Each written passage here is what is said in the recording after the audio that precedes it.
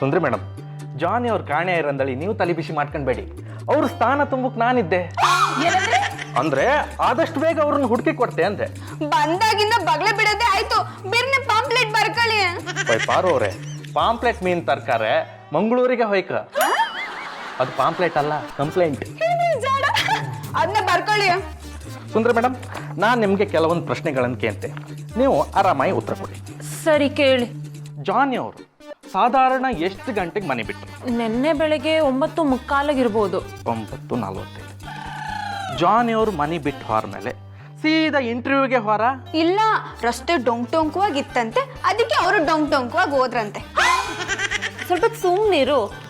Inspector, ಜಾನಿ ಯಾವತ್ತೂ ಈ ರೀತಿ ಮಾಡ್ದವ್ರಲ್ಲ. ಎಲ್ಲೇ ಹೋದ್ರು ಸಂಜೆ ಹೊತ್ತಿಗೆ ವಾಪಸ್ ಬರ್ತಿದ್ರು. ಸುಂದ್ರಿ ಮೇಡಮ್, ನನ್ನ ಸಿಕ್ಸ್ ಸೆನ್ಸ್ ಹೇಳ್ತಿತ್ತು ಅವ್ರ ಇಂಟರ್ವ್ಯೂ ಫೇಲ್ ಆಯ್ತು.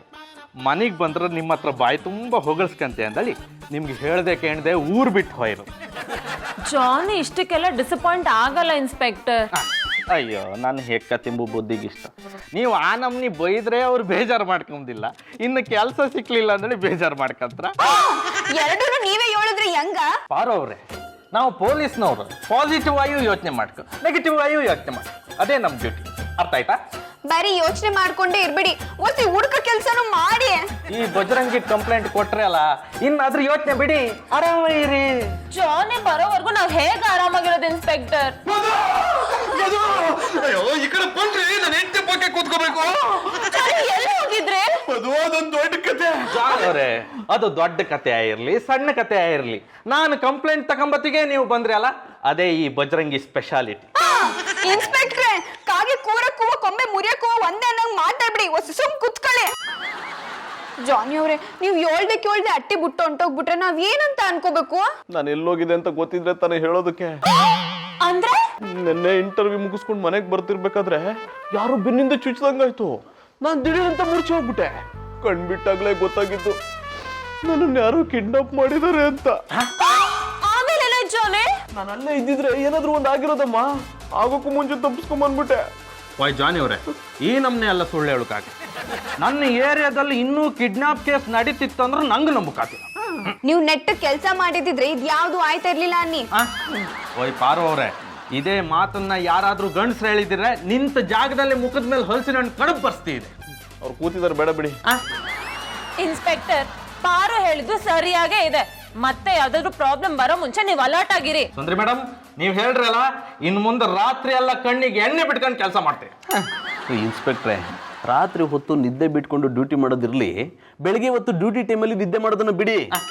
ಓ ಜಾನಿ ಅವರೇ, ನಂಗೆ ಎಷ್ಟೆಷ್ಟೊತ್ತಿಗೆ ಎಂತೆಂತ ಮಾಡ್ಕೊಂಡಲ್ಲಿ ಸಮ ಗೊತ್ತಿತ್ತು. ಇನ್ನು ಮುಂದೆ ನೀವು ಒಬ್ಬೊಬ್ಬರೇ ಹೊರಗೆಲ್ಲ ತಿರ್ಗಾಡಕ್ಕೆ ಹೋಗ್ಬೇಡಿ, ಜಾಗ್ರತೆ. ಸುಂದ್ರಿ ಮೇಡಮ್, ನಾ ಬತ್ತೆ. ಜಾನಿ ಬಂದಾಯ್ತಲ್ಲ, ನೀವೇನ್ ಬರೋದ್ ಬೇಡ. ಅಡ್ಡಿಲ್ಲ, ಮತ್ತೆ ಜಾನಿ, ರೌಡಿಗಳು ನಿಮ್ಗೇನು ಮಾಡಿಲ್ಲ ತಾನೆ? ನನ್ನ ಮೈ ಮುಟ್ಟೋ ಧೈರ್ಯ ಯಾರಿಗಿದೆ ಮಧು? ಹೇಳಿಗಳ ತರ ಬೆನ್ನಿಂದೆ ಬಂದು ನನ್ನ ಕಿಡ್ನಾಪ್ ಮಾಡ್ಕೊಂಡು ಹೋಗಿದ್ದಾರೆ. ನೆಕ್ಸ್ಟ್ ಟೈಮ್ ಮುಂದೆ ಬರ್ಲಿ, ಚಿಂದಿ ಚಿತ್ರಾನ್ನ ಮಾಡ್ಬಿಡ್ತೀನಿ. ಹಲೋ.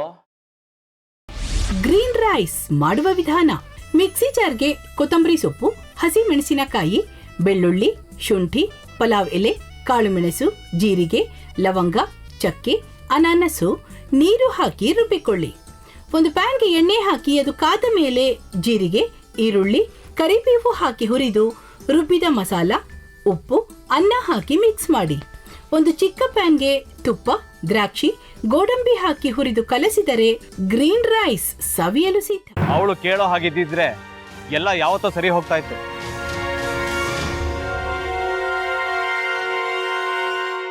ಅದಕ್ಕೆ ನೀವಾದ್ರೂ ಏನು?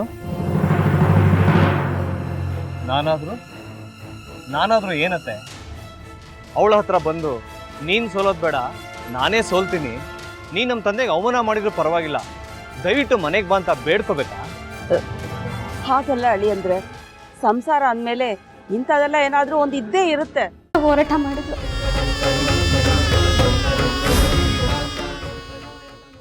ಮಧುವಂತೆ ಯಾಕಂದ್ರೆ ನ್ಯಾಯ ಸಿಗುವವರೆಗೂ ನನ್ನ ಮದ್ವೆನೆ ಮಾಡ್ಕೊಳ್ಳಲ್ಲ ಅಂತ ಪಣ ತೊಟ್ಟು ಕೂತಿದ್ಲು. ನಿನ್ ಪ್ರಾಣನೇ ಇಟ್ಕೊಂಡಿದ್ಲು ಕಣೆ ಅಕ್ಕ.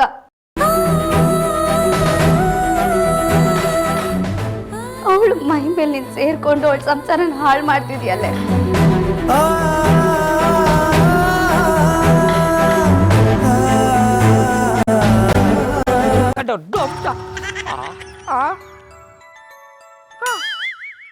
ಇದ್ಯಾವುದಪ್ಪ ಹೊಸ ನಂಬರಿಂದ ಫೋನ್ ಬರ್ತದೆ. ಆ ಫೋಟೋ ತಗೊಂಡವೇನಾದ್ರು ಬೇರೆ ನಂಬರಿಂದ ಮಾಡಿರ್ಬೋದಾ? ತೊಂದರೆ ಇಲ್ಲ, ಎತ್ತು ಬಿಡು. ಹಲೋ, ಏಯ್ ಪಟ್ಟಾಪಟ್ಟಿ ಚಡ್ಡಿ ಬನಿಯನ್, ಏನೋ ಮಾಡ್ತಾ ಇದ್ಯಾ? ಶಿವನೇ ಶಂಭುಲಿಂಗ, ನಿನ್ ಜೊತೆಗೆ ಮಾತಾಡ್ದವನೇಲಪ್ಪ. ಅಲ್ಲ ಶಿವ, ಯಾಕೆ ಹಿಂಗೆ ಫೋನ್ ಮಾಡಿ ನಂಗೆ ಜಂತುಳ ಬಿಡ್ತಾ ಇದೆ? ಏಯ್ ವಾಯ್ಸ್